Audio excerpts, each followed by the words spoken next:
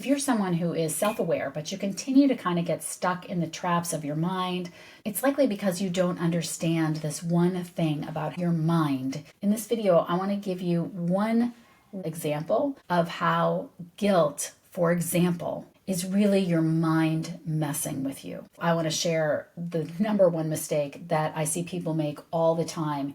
And it's the reason why I just got off the phone with someone, like I often do, who said, I got more out of this 45 minutes than I've gotten out of the last 6 months of counseling. Before I jump in, I was just looking at my numbers, and 92% of people listening to this podcast are not subscribers.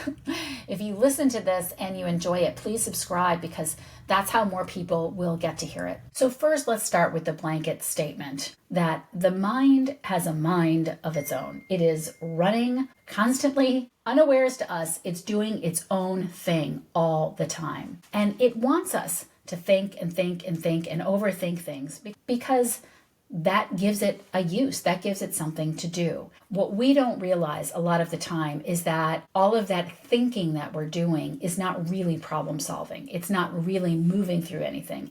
It's just this sort of mental masturbation. And it's keeping you from doing other really important things. So oftentimes we feel like we're being productive when we feel guilty, in the sense that if I feel guilty about something, then we assume that means I'm sort of making amends in some way, or I'm taking responsibility for that. But that's not actually what feeling guilty is doing. Taking responsibility and feeling guilty are two completely different things. And in fact, one could almost argue that when you're feeling guilty, you're not taking responsibility at all, because you're over-identified with the part of you that thinks you're so horrible for doing whatever it is that you did. And what the mind will do is it'll take you on a whole journey. And it'll tell you over and over about how horrible you are and how you should have done this and you should have done that. And what do these people think? And next time, and you always do this. And repeat over and over and over again this event or whatever it is, telling you that you are guilty. And it'll scan your environment to pick up all the signals of why everybody else thinks that you're a horrible person too. And you will wind up completely hijacked with this narrative about why you're guilty and it's so horrible. Now, the first thing to recognize as we talk about is that this is probably an addiction. If you feel a lot of guilt, which a lot of us do, particularly mothers, right? When we're feeling emotions over and over and over again, our body is usually addicted to them. And so we, in fact, are looking for reasons to feel guilty unconsciously. We don't realize it, but our body is actually scanning our environment for how can I feel this emotion that I haven't felt in a while because I have an addiction to it and I need to feel that, as opposed to the other way around. This thing happened and now I feel guilty. Oftentimes, and I know it can be hard to believe, but oftentimes if you have an addiction to guilt, it's really that you're feeling fine, and then you subconsciously go out and look for something to feel guilty about. And then it starts all the narrative in your mind about that. And why is this a problem? Well, the reason it's a problem first is because, like I said, guilt is not really taking responsibility for anything. It might serve a certain kind of function in being able to be aware that you did something you wish you had done differently.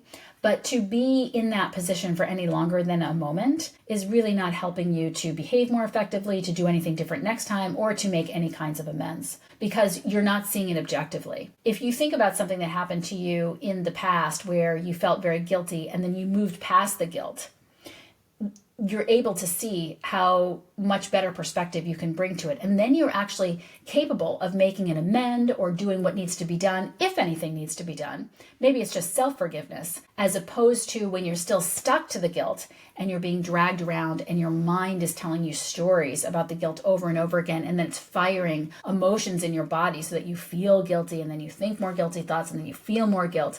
And you're in this cycle constantly. This happened to me, it happened to me multiple times, but I had a moment where I realized one day how often I felt guilty. And instead of that just being an automatic thought that I had, like, oh yeah, I feel guilty all the time, I'm always guilty, or just kind of saying it like it's nothing, it actually landed with me. I was like, oh my God, I feel guilty all the time, in a way where I thought, why am I doing that to myself? As opposed to, this is the law. Like, yeah, of course you should feel guilty. Like, of course, you're a horrible person. That's when we're really identified with it. In this moment, I was not identified with it. I was just in observance of it and like, oh my gosh, I feel guilty all the time. That's a horrible way to live.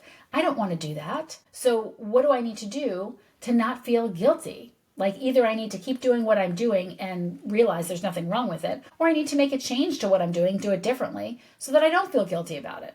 But the real danger when it comes to being drug around by guilt and allowing the mind to do this to you, and I really want you to understand that this is the mind doing this to you, telling you the story over and over again. It's doing something very specific. And the way to figure out what that is to ask yourself a very simple question. What am I not doing while I'm busy feeling so guilty? So oftentimes I will be working maybe with a young mother who's feeling so guilty that she yells at her kid, or that, the kids aren't doing what they need to do and she is exhausted and she's losing her temper or whatnot. And she is constantly feeling guilty, like she's just always a bad mother, no matter what she does. What is she not doing during all the time that she's feeling guilty? That she's trying to be some other way because she thinks the way that she is wrong, because she feels so guilty for being how she's being. Well, what you're doing in that situation is you're not showing up fully as yourself. You're not giving your children all of you because your energy is being diverted by how guilty you feel all the time. And you're trying to mute yourself and make yourself smaller because you feel that the way that you were was bad. And so the more that you shrink yourself, the more that you mute yourself, the more that you deny others the glory and joy of being with you and having the mother that they have. Another example is, and this is a really big one that I think happens a lot with people that are in addictive relationships. When we're in addictive relationships, or in a relationship with someone who is addicted, whether it's a parent or a spouse, what can happen is that, of course, the parent or the spouse goes off and does what the addict does, and then you get really upset about it, as you would, because it's very frustrating when someone is using and doing the kinds of things that people that are using do. And you get angry and you get resentful and you get bitter. And so maybe then this person feels remorseful and they're trying to do better, but you're just still really angry and you can't trust them and you're yelling at them or you're losing your temper. And then you feel guilty because it's not their fault. They're an addict. They're trying to get better. Maybe it's just someone who has like a chronic illness. And it's not even that they have an addiction, but they're sick a lot, right? Like I was in a relationship like that where the person was always sick. And it was really frustrating because it's very hard to be with someone who is not well all the time. Yes, it sucks for that person too. But as the support person, it's really hard. And so I would beat myself up because I would think, oh, he's not doing it on purpose. He doesn't feel well. But I felt so guilty that I would lose my temper, that I was absorbed with guilt. And so what happens a lot of times, let's go back to the addict example, let's say, when that person is feeling guilty all the time and they're like, oh my gosh, I shouldn't have lost my temper. They're trying to get better, yada, yada, yada. What are they not doing when all that guilt is showing up? What are they not doing? Well, in many cases, what that person is not doing is they're not realizing that this relationship is really not serving them well. And that they're staying in a relationship that they may love the person and they may wish that it's going to work out with this person. But this person has a problem that is bigger than they are.